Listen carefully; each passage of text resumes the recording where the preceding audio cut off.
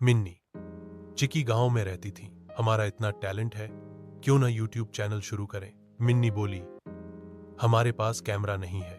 चिकी ने जवाब दिया, तो क्या हुआ, मुर्गा, मोबाइल है ना, और बस। फिर क्या था, उन्होंने अपना चैनल शुरू किया, कैट हेन व्लॉग्स।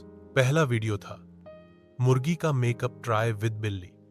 वीडियो में चिकी को मिन्नी आईलाइनर लगा रही थी, लेकिन गलती से उसकी चोंच पर लिपस्टिक लगा दी। चिकी चिल्लाई, अब मैं मुर्गी कम, जोकर ज्यादा लग रही हूं। लोग हंसी से लौटपोट हो गए और वीडियो वायरल हो गया। फिर आया वीडियो, बिल्ली ने अंडा देने की कोशिश की। मिन्नी ने अंडे के ऊपर बैठने की कोशिश की, लेकिन 3 मिनट बाद ही उठ के बोली, इतना बैठना मेरे फैशन के खिलाफ है। धीरे धीरे चैनल पर लाखों सब्सक्राइबर हो गए। चिकी रेसिपी सिखाती और मिन्नी फैशन टिप्स देती। एक दिन यूट्यूब से सिल्वर प्ले बटन आया, दोनों खुशी से नाचने लगी।